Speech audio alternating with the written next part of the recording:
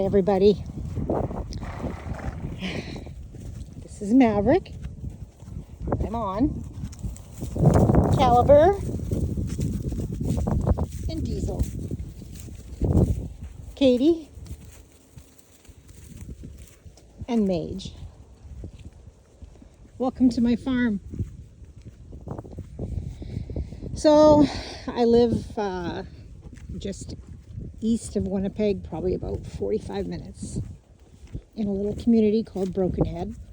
The town is called Beausejour. I moved here October 31st, Halloween Day, 2023. I was like a gerbil on crack cocaine trying to put up my fences, literally, before it froze. So this is my driveway pasture. It's roughly 35, 40 feet wide, 40 probably, and 1,300 feet long. It's just a little area beside my driveway.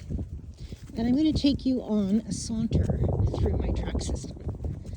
So where we just left, way back at the other end, you probably saw a blue tub. And the blue tub is where that is an Equilix mineral tub. Because I'm not here every day to feed my horses their supplements, I have chosen to use Equilix because I've seen good results with it, with my horses' feet, compared to a lot of other supplements that I've used over the years. And that's just my opinion and what I see with my horses. So it's not always, it works on everybody's horses, because every region that you live in across Canada has different grasses, different minerals in their ground, and this just happens to work for me. So that's a whole different can of worms, a whole different subject.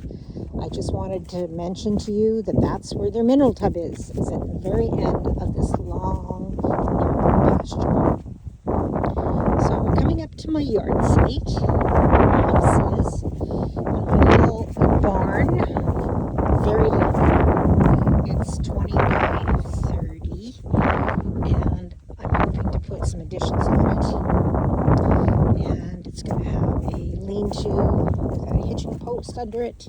It's going to have another lean-to I can park my tractor under. It's going to have an extension on the back that houses my saddles and a little cold room for me to do my dissections and have my dissection tools and my freezers in. So hopefully that'll get underway next year. And of course I have to plumb in water because, well, that's another long story. This farm did not have a lot of water, but we figured some of it out. So hopefully we'll get water plumbed into my barn soon. So I have a 20 acre hayfield over there, 15 acres actually, that I've sectioned off. 2 acres of pasture, so that's their north pasture. I'll show you how we're going to get there near the end of the video. So there's my hay bales. I crop share. My neighbor just showed up and said, "Hey, Christine, you want to make your hay?" And I was like, yes I do. Wow, that's something that a girl loves to hear. So anyway, he came in and he made my hay for me. And he took his 20 bales, and I got 33 small 800-pound bales that I can lift with my tractor. There's my little house. That's a good boy, Maverick. These are my little pathetic-looking cedar trees. If people in BC, don't laugh. Okay, that's what a cedar tree looks like in Manitoba. And this is my little yard, my house, and there's my little barn. So this is the middle kind of my track system, and this is where the horses come for water. I'll show you the water tub. So when I bought this place in the back here, the people had like completely neglected the farm. It was very sad.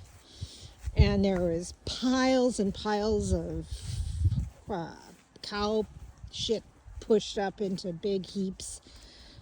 Binder twine in there, old fence posts, rotten old fence posts, rotten old fences, barbed wire, new barbed wire, middle-aged barbed wire, ancient barbed wire, and smooth wire. So yeah, when I say a gerbil on crack cocaine, that is a very accurate description of how I was last fall, because I really wanted to get my horses here. One moment, please. I gotta close the gate. That's a bad practice. Whoa, Maverick, let's close the gate. Good.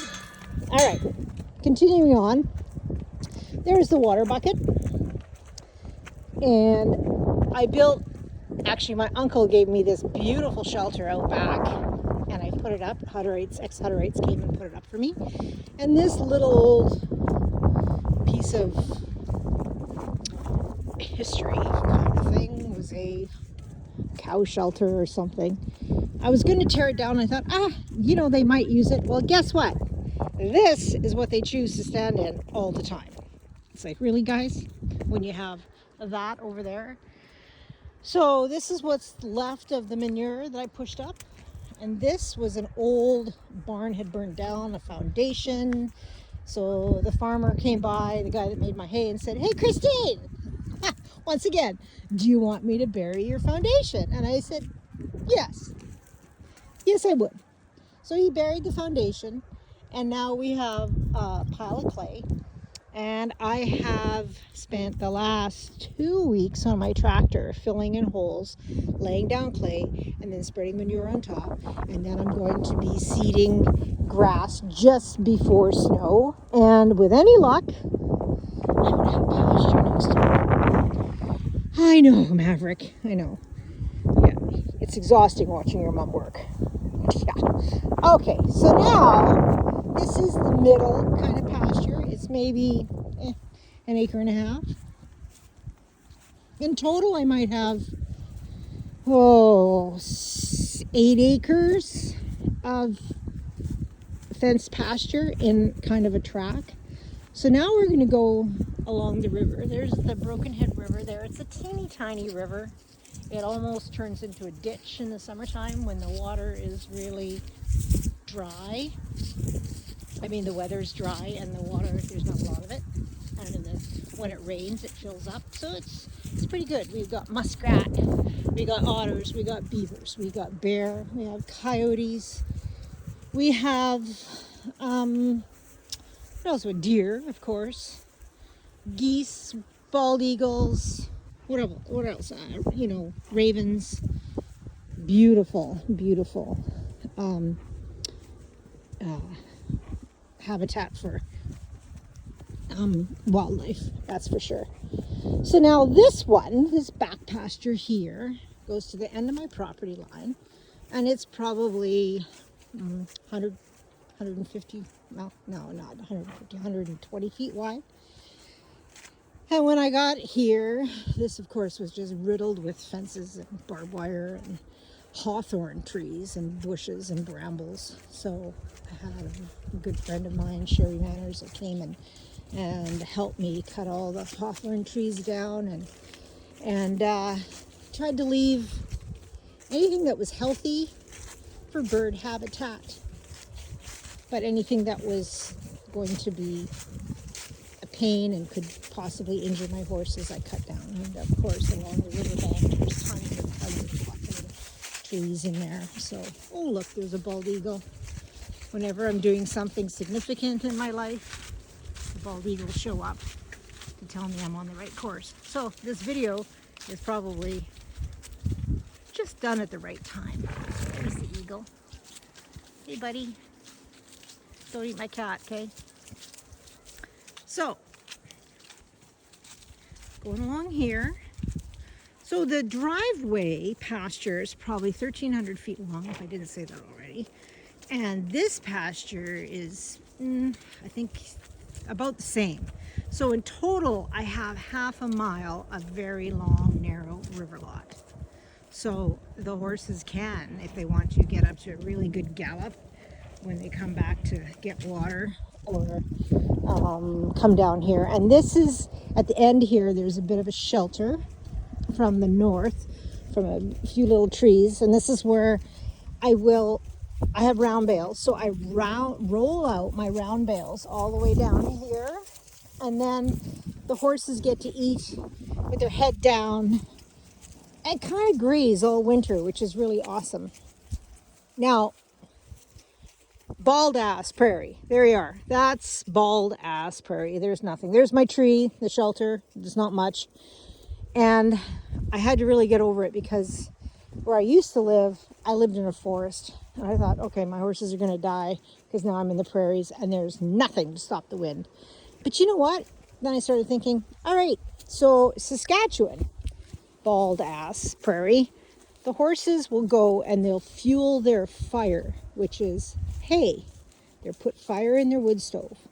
The hay generates heat, and then they'll leave their stash of hay and go back and stand out of the wind and digest, get some water, and come back out and eat the hay. So we have movement and we have a more natural grazing lifestyle. And you know what? My horses, they didn't. If anything, they gained weight. So as much as we really like to make sure that our horses live in the Hilton with nice warm heated blankets and everything that we do, it's not really required. I mean, they certainly are able to adapt. So this is my winter storage, or my feeding area. You can see the old bale that I haven't picked up yet. I have to do that. Hello, sweetheart. Yeah, Caliber. She says, what's the point of all this? And that's a baby girl. Don't bite him. Yeah. So this is the far north end, and I've got a little bit of a break from the north wind, and this is where I come and either put a bale or roll out a bale. So now we're going to go back, and I'll show you my little north 2-acre hayfield. Hey, hey, don't bite your pony. She says, I am a black mare. You know I will bite his ass. Caliber. Good boy, Maverick.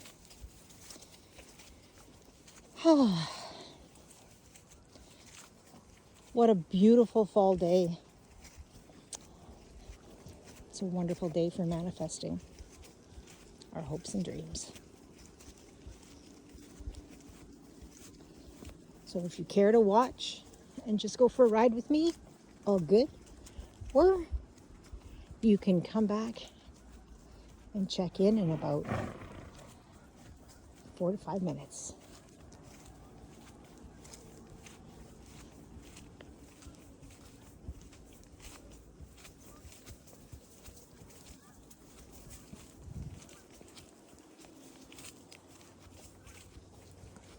Good boy, Maverick.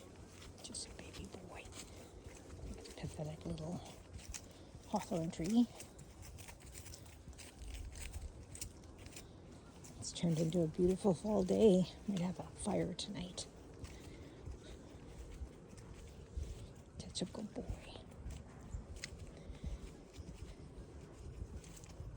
Since I'm just sitting up here riding along, just wanted to tell you my appreciation for all our students for the last 10 years across Canada, Western Canada, that we've taught, and some Eastern people that have come out to Western clinics. You guys really are rock stars. You know, and when we're trying to achieve sound with our horses, sometimes it doesn't come fast. And oftentimes we give up. And you know, this guy that I'm riding, God, he's taught me so much. Actually, every one of my horses has taught me so much. But Maverick, he would have been in a bucket in Fort Macleod if I hadn't have taken him, because he had quote-unquote navicular disease. But his hooves were so riddled with thrush, it was just incredibly, unbelievably deep. I've only seen thrush this bad in cadavers that we've cut up at clinics on a live horse. And this was my guy. And his feet now, I mean, they're not 100% perfect. And he's probably a grade 4 soundness. It comes and goes because obviously to have that much infection in your foot, if I think that it hasn't affected his soft tissue, I'd be a fool.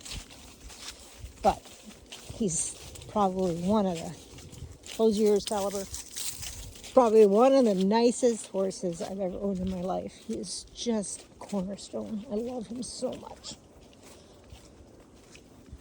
Of course, I love you too, Caliber. You're a sweetheart. And you too, Diesel. Little red or black roan or gray roan pony, whatever you are. He's a sweetheart too.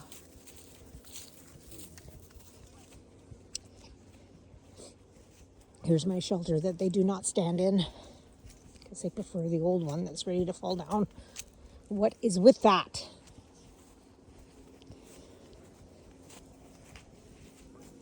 I'm bareback and riding in tights and his hair is prickly. Yeah, I wouldn't want to stand in that either. Like, really? Really? Caliber.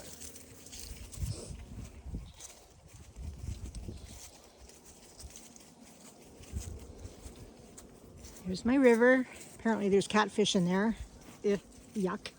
I don't know. There might be jackfish, pickerel. I'm not 100% sure. I'm not really a catfish lover. And I know this is probably not really significant to many of you, but this drag was built by my dad when I was probably in grade 9. And he had this drag for years. And whenever we had to level out property, he would get me to use this drag. And this drag is what I use to flatten out my property. Looks like something from the medieval ages, but boy, does it do a good job. I love it. So this is my little narrowing of my track system that goes behind my house along the river and goes to the north pasture.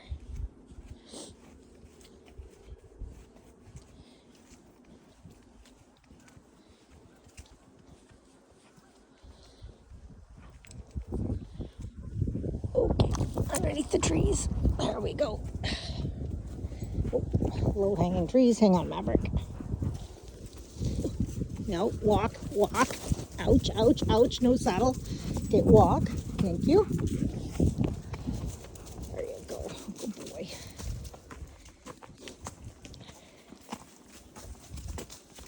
So, temporary fence posts, because I wanted to see how it worked before I put in permanent fence posts. And this is all going to be like a permanent rail, so it'll kind of look ranchy. There's my little fire pit area I built.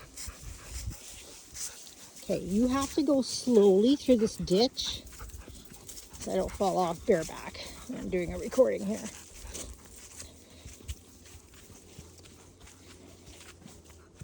Do you know what slowly means? Yes, you do. Slowly, slowly, slow, slowly, slowly, slowly. Good boy. Easy, easy. Watch, watch. Don't jump. Don't jump. Side paths. Good boy. Up there. Look at you go. Good boy. Looking after your mom. Yeah. Okay. I had apples. Now I don't have apples. I ate all the apples. There's a few little apples here left on the trees. There's my bales.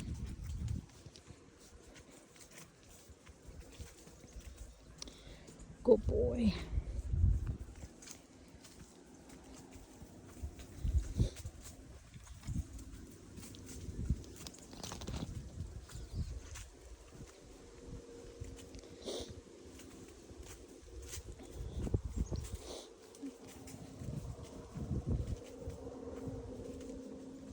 Close your eyes. Some hawthorns. There you go. Good boy. Now this way. There we go. So, yeah, good boy. So there's my little hayfield. And here is my little 2-acre-ish north pasture.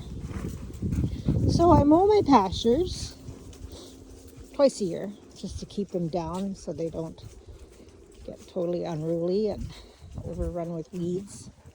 I do have to reseed this. I'll probably do that next year.